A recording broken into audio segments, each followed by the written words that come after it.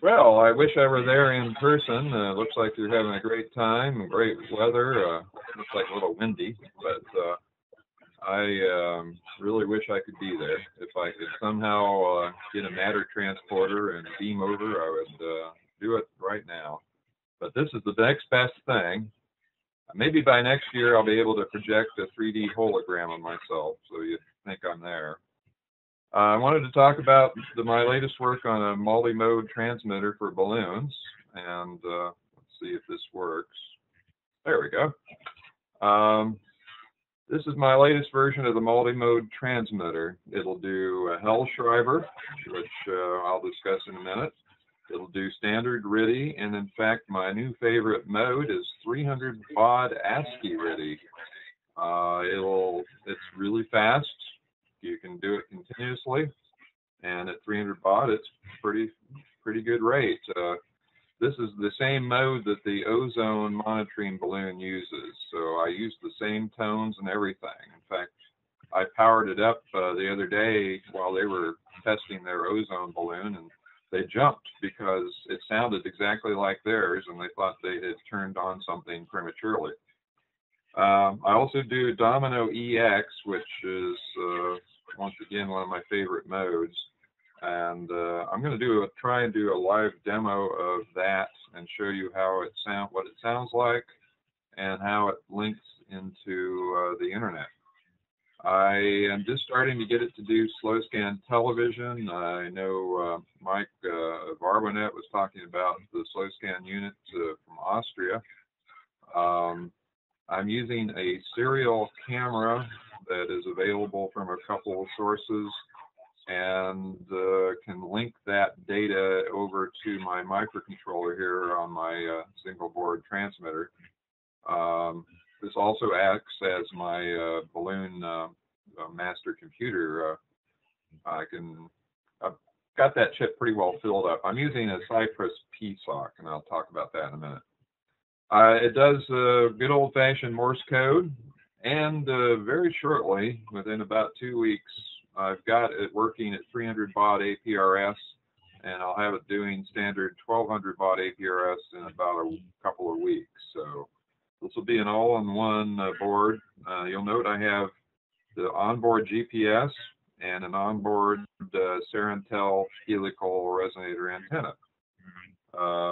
Puts out right now about 300 milliwatts on VHF, and I can get a watt out of it on HF. I can monitor inside-outside temperatures and my battery voltage. I can put it on any frequency from 3.5 megahertz all the way up past 2 meters. It actually goes up to about 160 megahertz. It just depends on the output filter on the final amplifier of which frequency mode that I use. See if this next slide works. Well, there we go.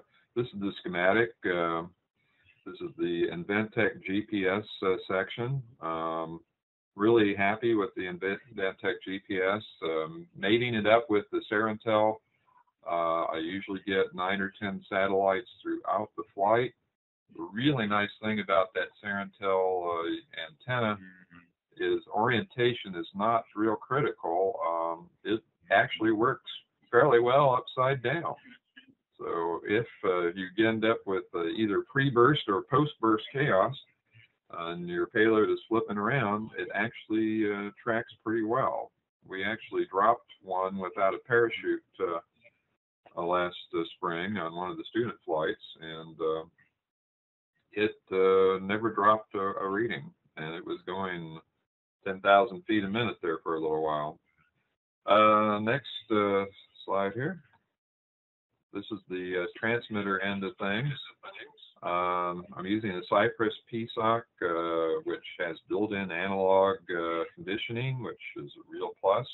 I'm actually creating my tones by running a square wave generated by a PWM module on the Cypress, and then running it through its inboard audio filter, and I get a sine wave out of it. So it's a really nice mixed mode system. It takes a little getting used to the programming environment, because you have to actually do a schematic routing to the pins and to the different modules inside of it. But it's very powerful, and I program it in C. I'm using a Cypress clock chip for my RF generator. This is a really small chip. It's called the CY22393. I feed it with a voltage control crystal oscillator reference, 16.386 megahertz. I generate FM by varying the control voltage on the voltage control crystal oscillator, and I end up with direct FM on 2 meters, and also 6 meters, even 10 meters. Really neat, slick way of doing FM. Plus, I use that to do my frequency shift keyed modes like Domino, which uses 18 different tones. So I can either do FM modulation of the tones or physically change the frequency during on HF, for example. Running that into a Class C amplifier. Okay, let's see if this next slide comes up. This is my latest version of the Multimode Transmitter. I've decided to offer 2 versions. One will be the all-in-one with built-in GPS that you saw in the previous slides. Or you can, I have a new version called the MMT-XMT, and it does not include the built-in GPS, but it will work with any GPS, like the Garmin or anything. It'll handle both TTL level inputs or RS-232 levels, like you get on the Garmin, the inverted 5-volt RS-232 Garmin. It'll handle that as well. I also, that top module is a standalone InventTech with the Serentel antenna and a battery backup, which once you've acquired the satellites, typically a cold start is about 1 or 2 minutes in an open sky. Typically it's about 1 minute. If you put a little coin cell lithium battery there, you end up with a hot start of less than 1 second, even if you've had it off for upwards of 2 hours, you'll still get a hot start of just a few seconds. So it's real nice if you want to just start pre-launch testing, make sure it's acquiring, turn it off, then plug it back in, and you're tracking within a few seconds. If you have a dropout in power or anything goes wrong during flight, or you end up with a blockage, it'll recover in less than a second. So that battery backup capability really helps. Right now I have it sending out both TTL level GPS NMEA data at 4800 baud, and it will also, through a jumper setting, can send out inverted RS-232 style output. So this can be directly driven. You can directly drive something on the order of a MicroTrack 300 or their new FA 8000. You can directly drive that with that top GPS module. The bottom transmitter board is a lot smaller lengthwise than the all-in-one unit. It's only 3.9 inches wide and about 1.5 inches. I mean, it's 1.5 inches wide and 3.9 inches long. It actually is in the form factor that is the free Eagle PC board. I laid this out with Eagle, and it fits into the free Eagle mode. Other thing I've got coming out of it is a serial output of the position data to control a ZigBee module, or which is, I'll show you one that puts out 100 milliwatts on 900 megahertz, or the 1 watt MaxStream 9Extend. These are very high speed data. I'm actually sending out 4800 baud because you want to be something less than the 9600 baud that either of those units put out on 900 megahertz. So in addition to sending down the VHF or HF position reports through its onboard transmitter, it'll send out a serial stream of the position directly to any other transmitter you want to send down. I also have the capability of adding additional sensors, like a pressure sensor or an outside temperature sensor. And I will also have it doing a servo output so that it can automatically control my valve when I do my long duration flights. Okay, Zach, are we still getting good audio? I guess so. Yes, we are. Okay. Let me see if I can get this to, there we go. Probably just went one slide too far. This is what a Hellschreiber reception looks like. It's a very simple on-off key mode. The trick is to get the timing to 8.163 milliseconds per pixel. It actually paints each line of the character by kind of like facsimile. So it vertically paints each row. And it's a very weak signal mode, great for HF under extreme conditions. The only drawback is you can't import it directly into a text file for later analysis, but I always send this during my flights as a backup. If it gets really weak, I can tune to sideband mode and pick this up. And it has actually helped us recover weak payloads by being able to decode that. The Domino is also a very weak signal mode. One of the problems with APRS, if you have a weak signal that's down near the noise, you just aren't going to get a lock on it and be able to decode it. With Domino EX, if you can just barely hear the tones, you're going to get a perfect copy. It goes clear down to -10 dB below the noise level, both in FM or if you're using FM or if you're using sideband mode. I'm currently using Domino EX22, which, as you can see, is 140 words per minute. It's really quite fast. So I've been very pleased with it. It uses 18 tones that are spaced about 10 hertz apart. Okay, get to the next slide here.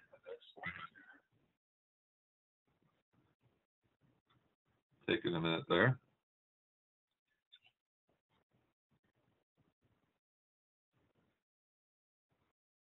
It's not showing up as, there it is, I've got it.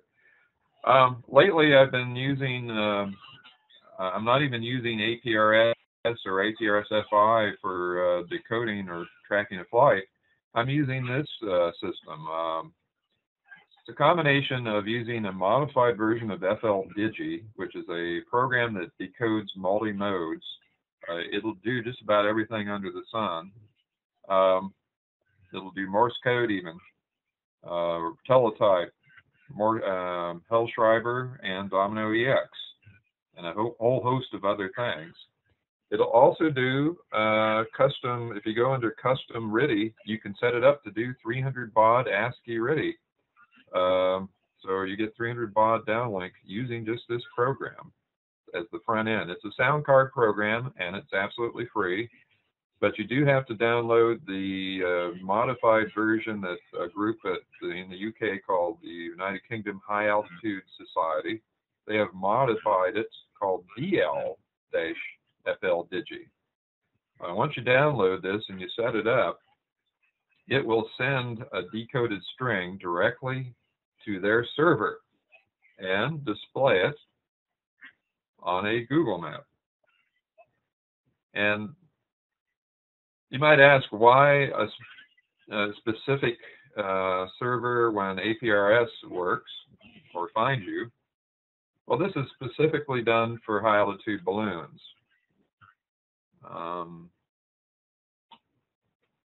Trying to get the slide to change there, Zach.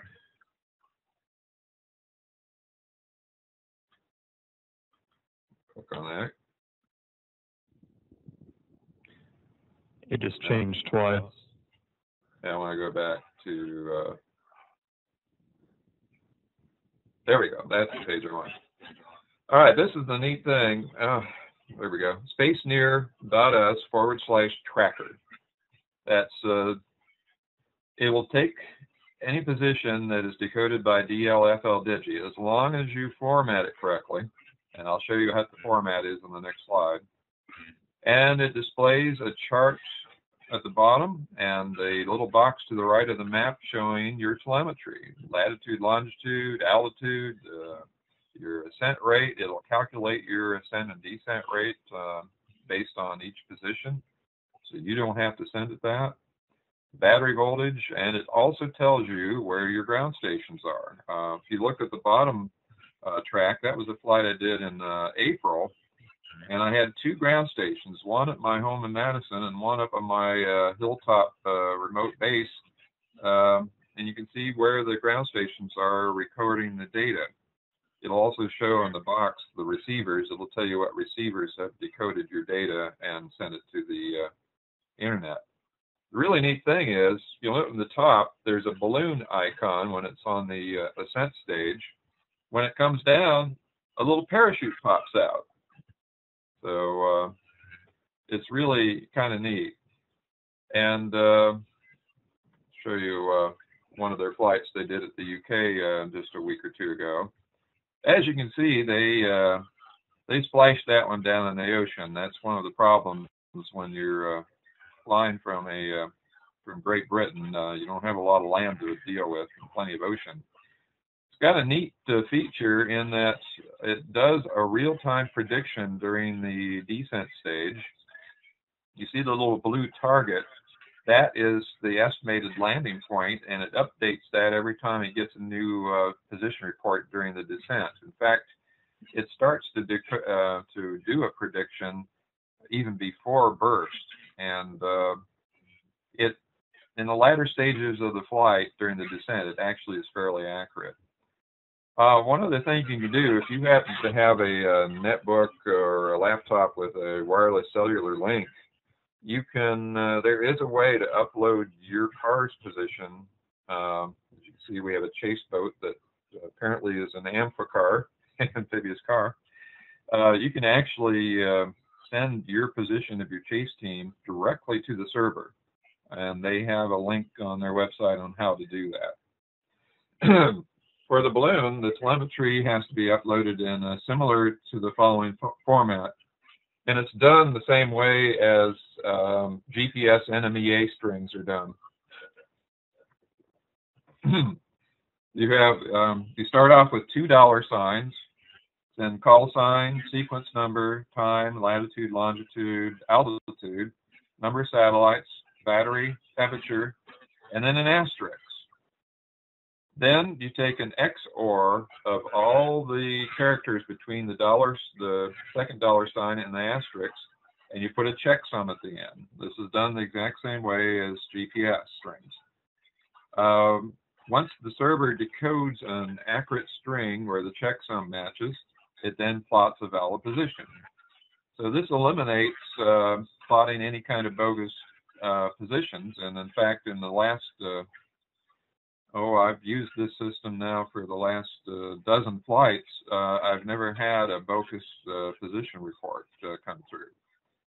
I've also written a basic program to take the log file from FLDIG, convert it to an APRS string, and upload it directly to an APRS server and have it show up just as if it had been received by APRS onto aprs.fi or find you. Let's see. There we go. Did I skip over a page? No, I guess we're okay. So anyways, that's a neat system that allows you as a very dedicated balloon page, and it has a chart of the altitude down below the image. I'll show you a live demo of that here in a few minutes, showing you where the chart is. I've been playing around with some miniature, inexpensive camcorders for balloons. One of them I've seen mentioned on the lists on GPSL. called the Gum Stick. That's what this hobby part $59 thumb drive camcorder. To the right is a screenshot taken from the video from that. It has it comes for $59. You get a 2 gig micro SD card. It charges as an internal battery that is charged by the USB port. However, the first couple of flights, I just duct taped it to the side of one of our student experiments, both pointing down and pointing down at the ground, and at the horizon. And it worked up to about 30,000 feet before the battery gave out due to cold temperatures. By putting an external battery pack on the USB input, the 5-volt line, you probably get a flight throughout the mission with this. The neat thing, $59, and it weighs 1/2 ounce, about 2/3 of an ounce, 18 grams. Really neat backup, and it's not high def quality, but it's not too bad, and the sound is wonderful. It's got great sound and an okay picture. It's kind of like VGA resolution. If you look closely in that top picture, you'll see the entire Space and Rocket Museum and Space Camp, and that white spike over there is the Saturn V rocket at Huntsville's Space and Rocket Museum. And up in the distance is the Redstone Arsenal and the Marshall Space Flight Center.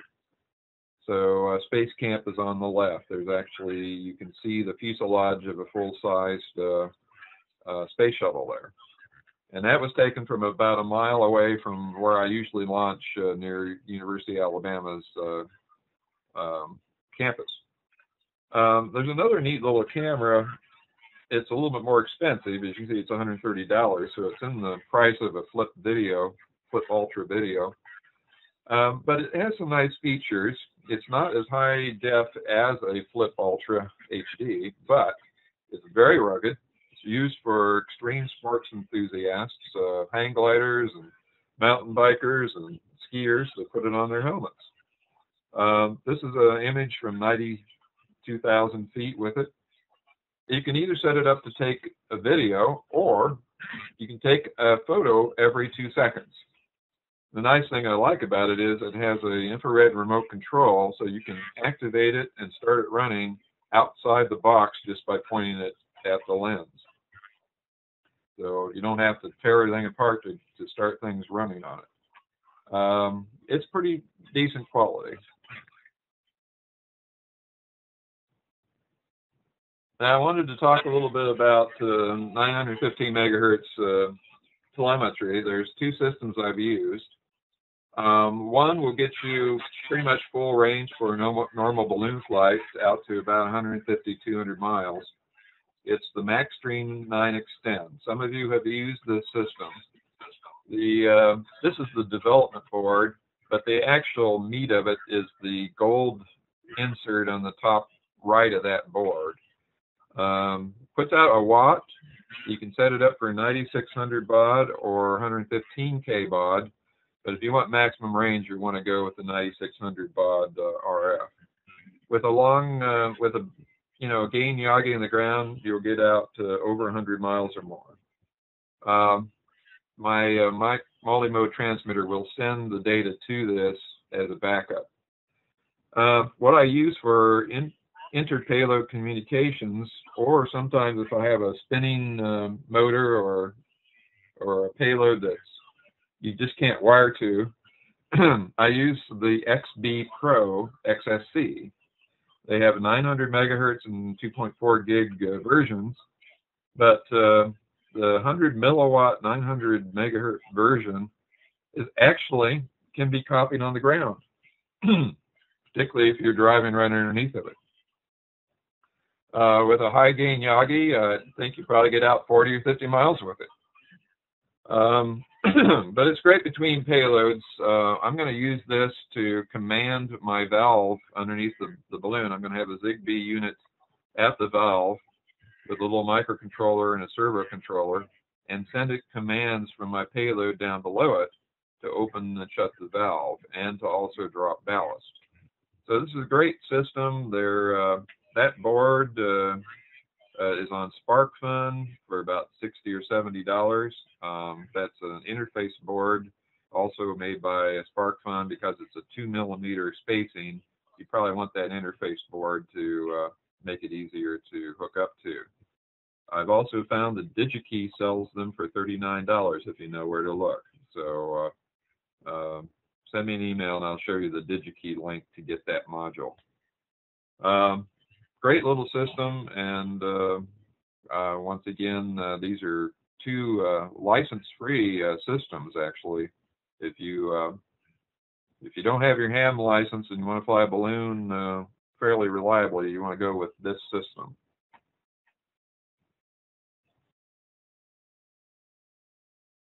Okay, that didn't work. There we go.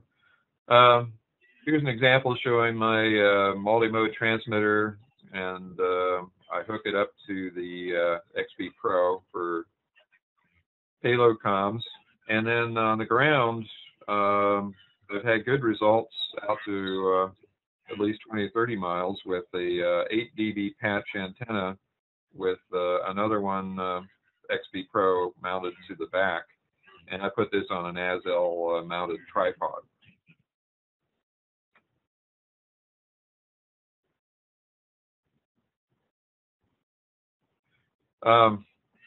Since we get a null point under a vertical whip antenna, just for size comparison, this is a 900 megahertz rubber duck that I also got from Sparkfun.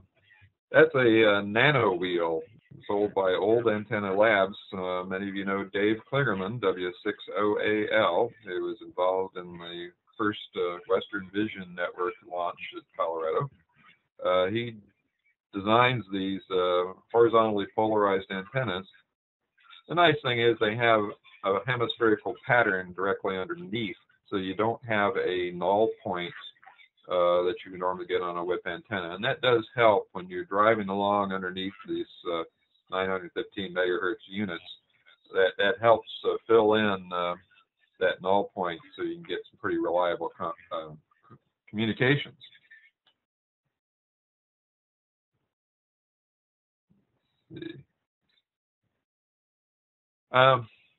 Recently, I've been remote controlling my ground station up on the mountain. I have a mountaintop that's 500 feet above average terrain, and I have an Azel mounted Yaesu rotor on it.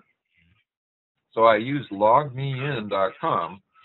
They have a free version and a pro version. The main difference is the pro version costs you $59 a year. Hang on a minute. Mark asked what the MaxStreams are going for. That MaxStream modem. It's now made by Digi. The actual 9Extend units is about $180 to $200, and you need two of them. But the Zigbee units, the 100 milliwatt Zigbees, are range in price from $39 each. Once again, you'll need two of them, to about $70 each, depending on where you get them from. Anyways, back to LogMeIn. You can control up to 3 computers, and it's a free service. However, there is no sound. The way I get around that with the free LogMeIn is to have Skype do the audio. So you log on to your remote computer, you access Skype on your remote computer, and you've got sound coming back to you via Skype. So perfectly free, complete control. Anything you can do with your remote computer, you can do remotely through LogMeIn. So I can do things like access FLDIG, Ham Radio Deluxe, any of these programs. I control my radio mode and frequency all remotely, and I can do this from my car if I've got my Verizon modem on my netbook in the car.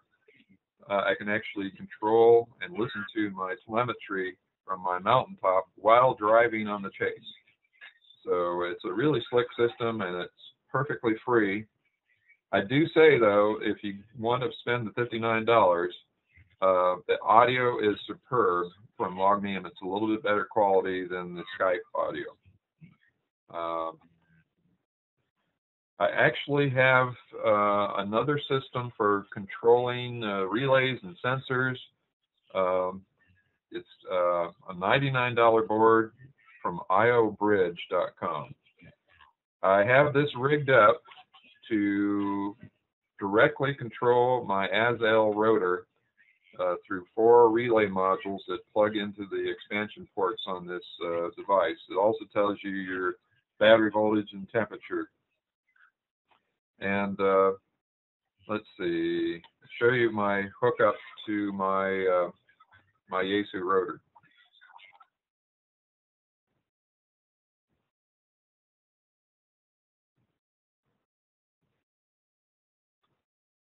Okay. There's my Yaesu rotor with the iobridge module, and I have complete control over the heading. I'm eventually going to have a website where for our local hams on ATV, I'm going to have a remote-based ATV receiver that links to the BATC streaming video. So when you send video up to my farmhouse, it'll link it down, and you can point it by just clicking on your location, and it will steer the antenna array up at the farm to your house using this system. So it's a really slick way of going, and it has a lot of power. The nice thing about using the iobridge module is that it's firewall friendly. You don't have to set up ports and access. It does it all for you through their web interface. You get little widgets. You can put it on your website, or you can go to their web and control it directly. So you can turn relays on, monitor serial data. It's very powerful for a $99 system. With that, I'm going to attempt, before I go on and show you some of my flight highlights we've been doing this year, I'm going to attempt a live demo of the Domino EX from the Multimode Transmitter to a radio across the room, hooked into my computer, decoded by FLDIG, and I'll show you how it shows up on the SpaceNear site, and we'll attempt to do that through multiple internet links from Great Britain back and forth to Huntsville and all the way over to Kansas. So let's see if this works. Zach, I'm going to need control for a minute. You can put me back to control. I'll give this a try. You should have a control. Oh, I do? Okay. That's let me. Or do you need to? Do we need to share your desktop? Is that what you're saying? Oh, yeah, that's what I need. Okay, hang on.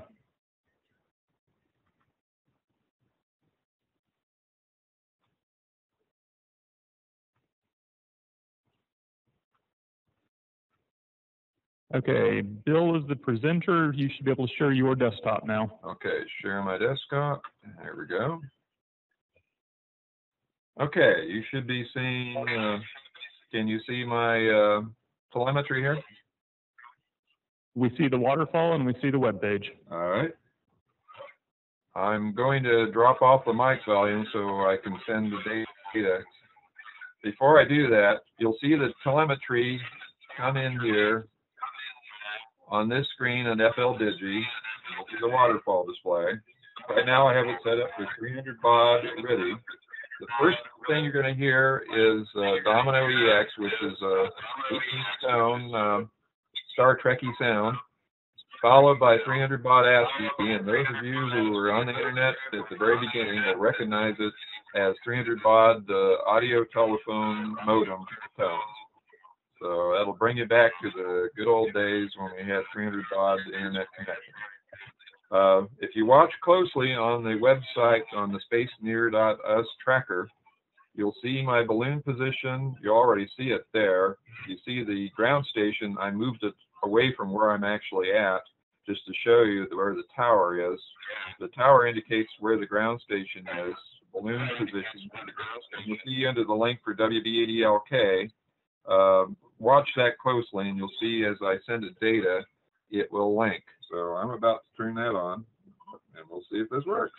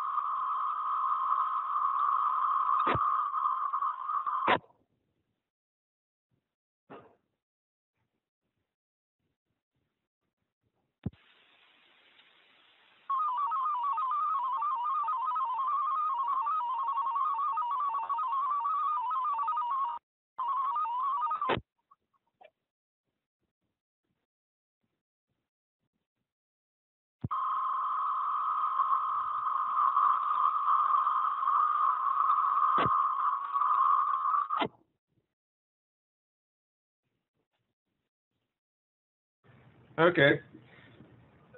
How'd that come through?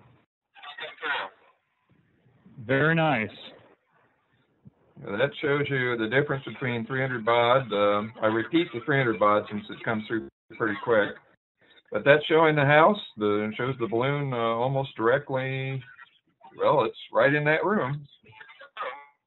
You'll note also Ron, N9QGS. If I pan to him, let's see where he's at. Looky there. He's in Hutchinson, Kansas. And Ron Malinowski, N9QGS, is going to fly a Domino payload on 146.565 tomorrow. And you can follow it here on this spacenear.s Trackernet. Now, I wanted to also mention, I'm going to show you, this is Great Britain, but check it out. This is at the bottom is a chart showing the altitude during the flight in real time, and you can click on multiple flights and see different charts. So it's got a lot of really nice handy features to it. If you want to go to a particular flight, you just pan to, click the pan to button, and then come back here to Huntsville. And then if you want to look at the path, it'll show you your horizon as well, and you can follow it. So it's got a lot of nice features. It actually shows the flight range circles. It stand out far enough. All right, Zach, I'm going to try something here. Can you see my website now?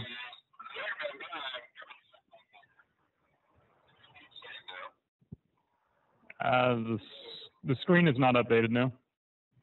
Okay, you don't see my website with the balloon burst?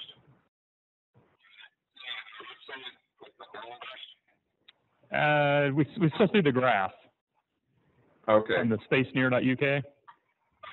All right, so it's not showing my website coming through. I'll get you to do that on your end here in a minute. Okay, I'm going to hand the control back. Go ahead and take control back, or let's see, how do I do that?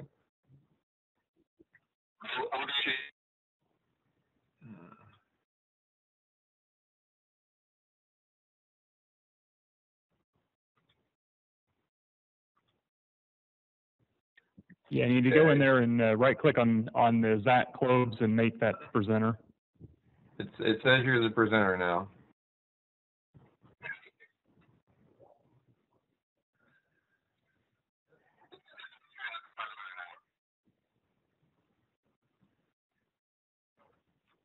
All right, we'll look here.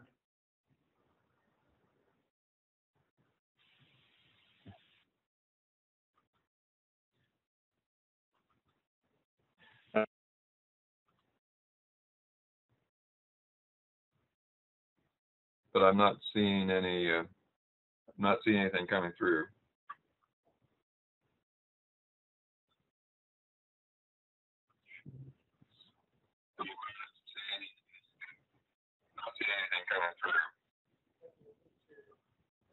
But it still shows.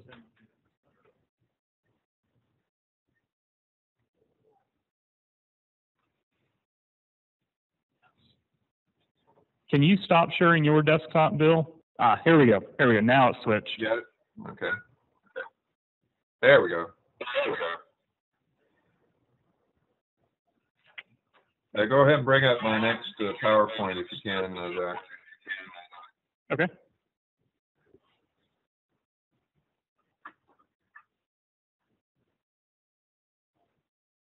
And I bet you I didn't give you control. Hang on.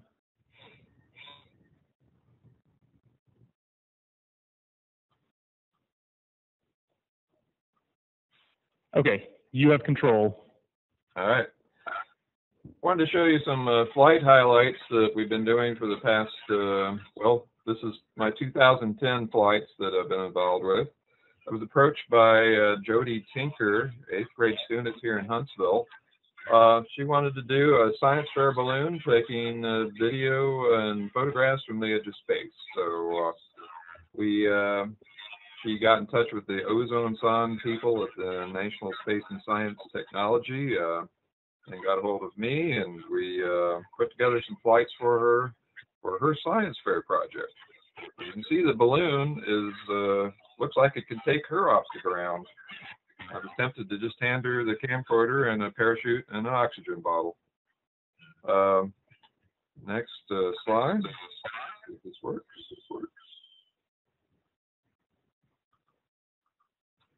And this is the launch of her flight, and one of the still frame pictures that she took. She did 2 separate missions. One took live video throughout the flight using that Tachyon XC helmet cam I showed earlier. And then her second flight was thousands of still frame photographs taken 2 seconds apart. So we had 2 great flights. The first flight, there was no chase team whatsoever available. It landed clear over in Georgia, about 120 miles downrange. I had my tracking equipment on it, APRS, Domino, and the Find Me Spot. So I told them exactly where to go, and I talked them into using. They had nothing, not even a Garmin GPS on their dashboard. And I talked them down the road, and she was real excited. I could hear her shout, "There it is!" And it was sitting 20 feet from the road in the ditch. I told them it was always that easy. They didn't believe me. Well, they believed me then, but they didn't believe me the second time when it landed in the trees. All right.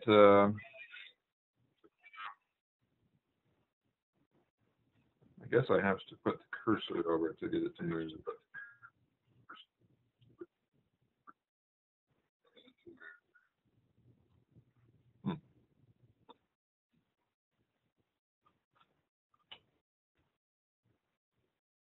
Don't see it moving there, Zach. We're on the NASA with 4 girls in the picture. Oh, gee, I'm skipped way ahead. Okay. Now we're back to the science fair balloon. Yeah.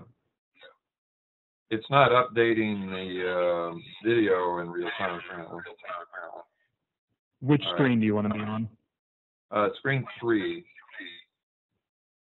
Okay, you're on screen 3. All right. Jody had a great display talking about all the temperature and atmospheric properties in the stratosphere. She talked about the ozone monitoring balloon, and even had a dedicated section about ham radio tracking and amateur and APRS. As a result, she won first place in her category in the Alabama State Science Fair, plus 10 additional special awards. So she plans more missions for this coming school year, and plans to take first place again in next year's science fair. So we have a future astronaut in the works there. Then in May, I got invited to NASA Glenn for their very first BalloonSat student competition. It is called BHALF, BHALF, Balloon High Altitude Launch Flight Day, I believe. I'm not sure what the F stood for. They selected 4 student teams from across the country, and they participated in a 3-day event. And in fact, the middle day was the actual launch of their experiments on a balloon. This is one of the teams that we spent one day touring the facilities of both Plum Brook Station, where they do inside testing of full-size rocket engines in a space environment. They draw a total vacuum, and they put full-size rocket engines inside and burn them in a space environment. It's a massive array, believe it or not. And Paul, take note, this is one of the world's largest vacuum chambers. It's about 200 feet in diameter, 100 feet tall, and they can draw that down to an incredible vacuum. And this is how they test things like how space fairings are going to come apart during separation, and how satellites would perform in a space environment. They can simulate a space environment perfectly in this chamber. So, Paul, I'm looking to you to build a chamber of this magnitude. All right. Hey, Bill. Yeah. Harry has a question. Was the Space 3D satellites tested in that chamber? Do you know? You know, I don't know. It is possible. They've tested a lot of stuff in there. The 4 student teams were from Virginia, Pennsylvania, Utah, and North Carolina. Interesting note: 2 of the teacher advisors were in the running for the Teacher in Space years ago. 2 of the student teams flew bacteria cultures. One of the teams was testing out which bacteria would survive in a Martian environment. That what they wanted to do was to create oxygen-producing bacteria so that you could actually terraform Mars, which is a great project. And they've actually found one of the bacteria did survive. It was bacteria that is found in Antarctica. It survives a near space environment, and above about 110,000 feet is very similar to the Martian atmosphere. One team did a thermal conductivity experiment, and another one tested different ways of protecting solid state memory from radiation effects in the stratosphere and near space. So they're very incredibly bright students, and they just had a blast flying their very own missions into space. We flew them on a balloon, launched from the farmlands of Ohio. We were in a little city park about 60 miles southwest of Cleveland. We also included a NASA camera and video payload. I also flew my little gumstick camera with great results. Dave, KD8 PVR of NASA Glenn, flew an APRS payload. I also flew an APRS and a Domino EX payload.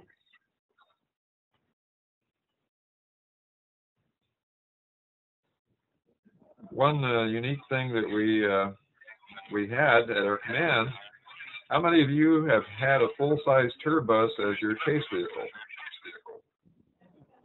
That poor chase, we had 35 of us in the tour bus chasing it down. This was our primary chase vehicle, by the way. I was telling the tour bus operator to go down this dirt road and down this gravel road and turn right here into this field, which he did, but it certainly wasn't designed for it. But we managed to get close enough to watch the payloads parachuting out of the sky and landing about a mile from us.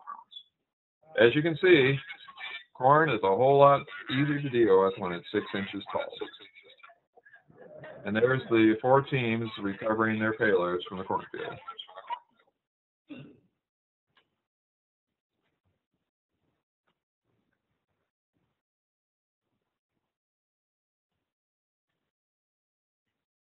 Good. Next slide.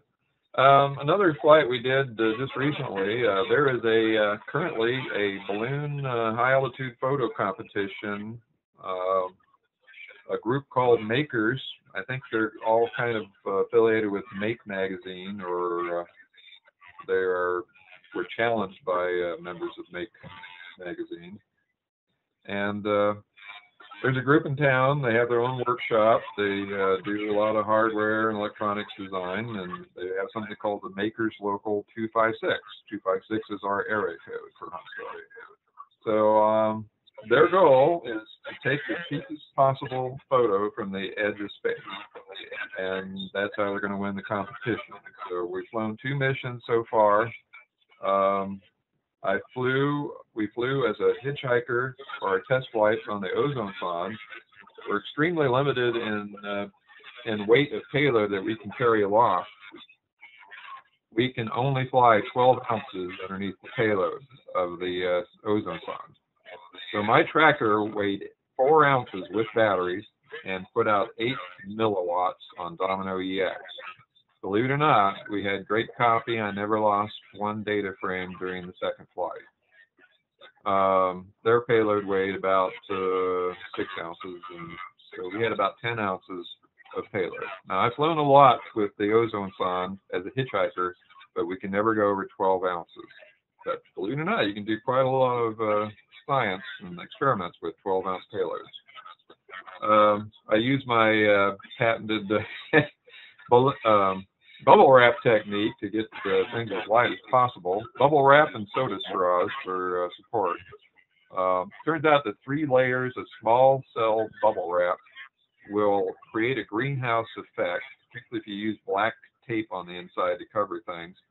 And it will get quite hot inside of the payload and stay above freezing during the flight. Very lightweight, plus it helps cushion things when it hits the ground. This flight was unique in that we landed next to a cat house. That yellow building houses 2 wild cats that this woman couldn't keep in her house, but wanted to keep from roaming the neighborhood.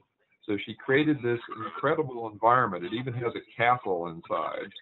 And you can see the bottom left-hand corner, that's her cat Tom, shows a rare appearance. We landed right next to this thing.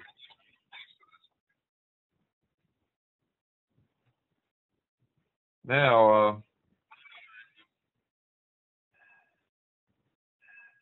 in June, we did a flight for Spaceport, Indiana. 15 junior and high school students flew experiments as part of a week-long summer camp learning about space and science. This is in Columbus, Indiana, at the Bacalar Airport. They have a building there dedicated for the spaceport right on the airport grounds. And great place to inflate the balloons. It has big high bay doors. They have ground station and everything you need to do a balloon operation right from the airport. The airport manager is a great asset and a friend, and he is just happy as all get out to have us fly balloons from his airport. The students do rockets and all kinds of competitions during the week, and then on Thursday and Friday they build student experiments, and we fly them on the flight day on Friday. Ron, N9QGS, I believe he's in your audience as we speak, is one of our primary balloon chasers, and he's recovered all of the balloons to date that we've flown from Spaceport, Indiana.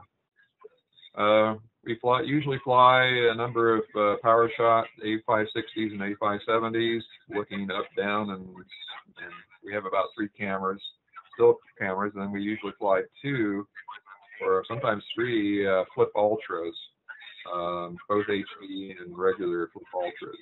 Really like the performance of the flip ultra. I'll show you at the end of the talk.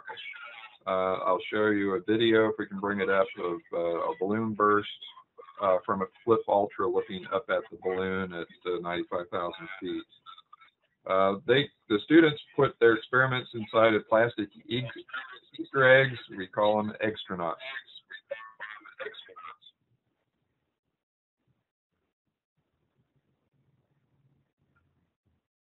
see.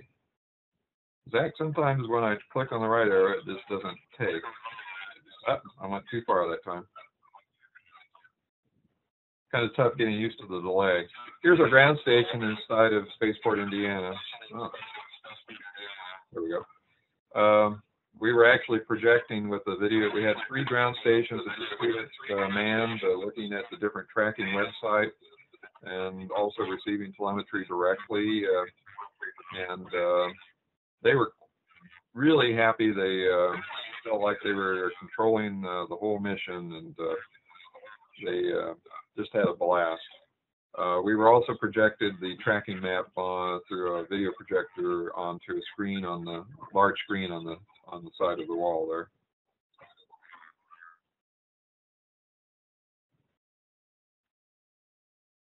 My last event was Field Day. Once again, we did an ozone sonde hitchhiker with a 4-ounce 8-milliwatt transmitter. I predicted landing zone. I told the Huntsville Amateur Radio Club Field Day group that I was going to land on their Field Day site. They all laughed, but we had a great flight, went up to over 100,000 feet, had perfect reception all the week from the 8-milliwatt transmitter, particularly when it's directly above you in the null zone. Fortunately, I had my remote ground station 20 miles to the south that was outside the null zone, and I had perfect copy on it from my ASL antennas at the ground station.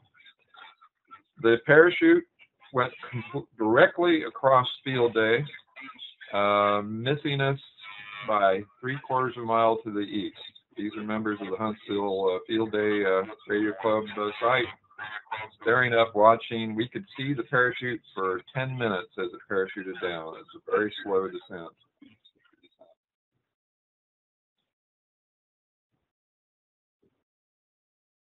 It landed, as you can see, it landed right in the middle of Lady Ann Lake. The red arrow shows where Field Day was, and there is where the balloon landed. So last year, I tried to land on a Field Day site 30 miles south of Huntsville in the town of Eva at the Eva Amateur Radio Club. I missed them by 1 mile. This year, 3/4 of a mile. I think maybe next year I'll be able to nail it and actually land it on Field Day somewhere. Now, how did we get it out of the lake? We surrounded the lake, found a home that had a kayak sitting in a gazebo, asked if we could borrow their kayak, and one of our members kayaked out and pulled it out of the lake. So next time we're going to have a kayak as part of our regular chase equipment. So we couldn't believe there it was, a kayak sitting right next to us on the lake shore. So you can't ask for better luck than that. With that, by the way, everything kept transmitting. It was floating right on top of the water. Even my bubble wrap experiment was still floating. And I could hear that 8-milliwatt signal for about a 1/4 mile in all directions, even while it was sitting on the lake, floating on the lake. We got it out of the water. It was dry and still working.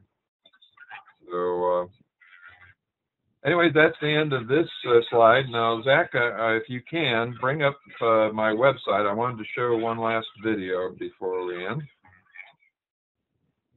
Okay. You want WBELK.com. .com? Okay. Right. Some of you may have seen this, but I know there'll be some that have not.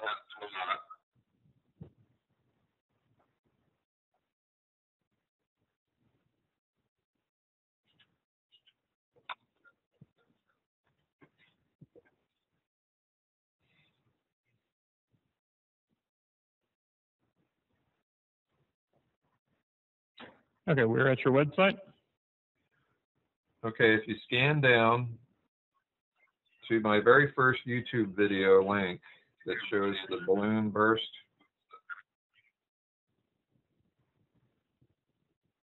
Yeah, that one. Make it full screen. There's a link on it that makes it full screen.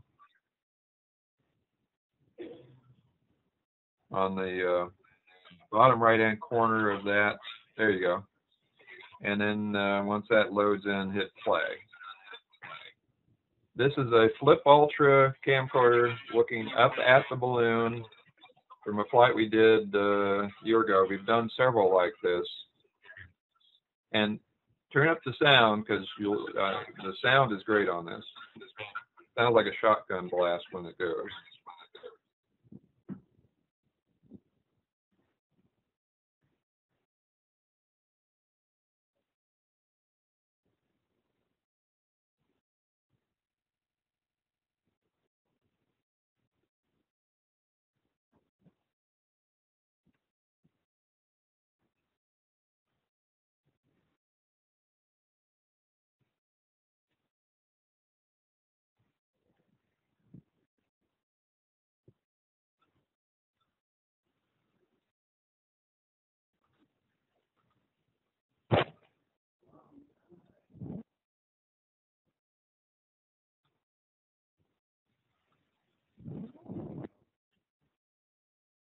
Our internet isn't quite keeping up with the video, Bill. Okay. But we did see the burst and we heard the pop. Wanted to show you the slow motion burst here. It's right after this.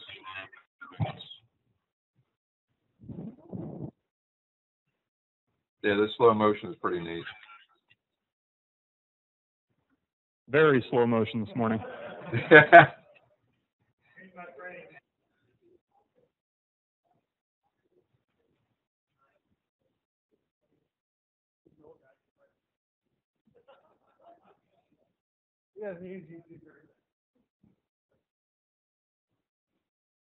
Well, that is slow motion, isn't it? There we go. When you slow-mo it, it sounds like a shotgun blast. The neat thing is that parachute opens up almost immediately. And that cloud you see is the talcum powder inside the balloon.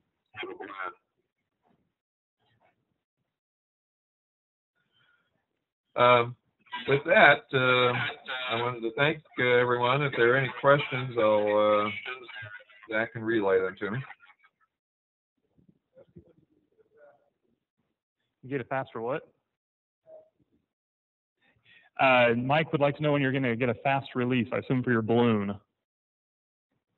The valve release, I'm going to test the valve that I'm working on in about sometime in August. I'm going to test that. Also, we've been doing pinhole floaters. We put a piece of PVC pipe in the neck of the balloon with about a 16th inch diameter hole. As long as you keep the ascent rate below 400 feet per minute and you launch about 2 hours before sunset, you get your max altitude, and I've had several flights float all night long using that system. The UK High Altitude Society have been repeating these experiments, and they have been able to reliably float balloons in Great Britain using that technique. The key is to keep it below 400 feet per minute ascent rate.